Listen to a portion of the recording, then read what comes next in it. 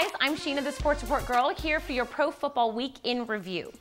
So this past week, we had a few interesting developments around the NFL, but not surprisingly, Al Davis was at the center of the most intriguing one.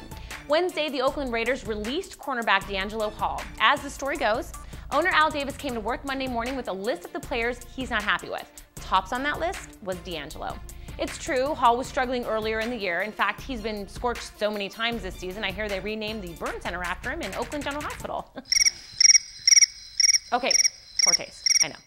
The point is, he has been beaten a lot, playing as much man coverage as the Raiders like to do. But the thing is, Davis himself traded for Deangelo Hall in the offseason and signed him to an obscene contract extension. 7 years, around $70 million.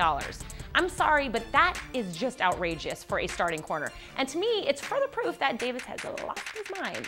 In the short run, the Raiders free up a huge chunk of cap space that should never have been tied up to begin with. Hall gets the hell out of burning Rome with $8 million in his pocket and a new one-year gig in Washington. And let's not forget, come the offseason, Hall will be a free agent again, able to sign a new contract with any team that comes a-calling. Moving on, we have the return of Daunte Culpepper to the NFL. After weeks of flirting with unretiring, Daunte finally pulled the trigger and signed a 2-year deal with the hapless Lions. In fact, this team is so hapless, they even started Daunte just 5 days after signing him. Wow, I mean, after hearing that, did anyone out there actually think the Lions might win this game?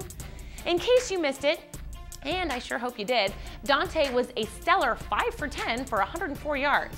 Oh yeah, and 1 pick. Okay, so it would be easy to continue ripping on Culpepper, and a lot of fun too, but the truth is, he hasn't played in close to a year, and he only had a few days to get ready. I don't care who you put out there, no one can get ready to lead a team in 5 days. Head coach Rod Marinelli surely won't be around after this season, and it's too bad. I kind of like the guy. But the Lions are a cursed organization, not unlike the Arizona Cardinals. Don't be fooled by the fact that the Cards are leading their division. The NFC West is so bad, the Lions might actually be a 500 team if they were to play all those guys twice a year. And the last story I want to get to is the benching of Jaguars linebacker Mike Peterson by head coach Jack Del Rio. Apparently, Del Rio called his star linebacker out during a team meeting for showboating after a sack while trailing Cincinnati by 18. Clearly, Peterson took exception to being singled out, and words ensued between the two men. Del Rio, not one for insubordination, benched his star linebacker for the Lions game and fined him $10,000. I really don't have anything to say about Peterson getting into it with his coach. It's a different era. If Del Rio wants to embarrass his player in public, then he should be willing to get a mouthful in return. The problem that I have with Peterson is what I consider to be a growing problem in the NFL. Unnecessary and overblown celebrations when your team is getting blown out.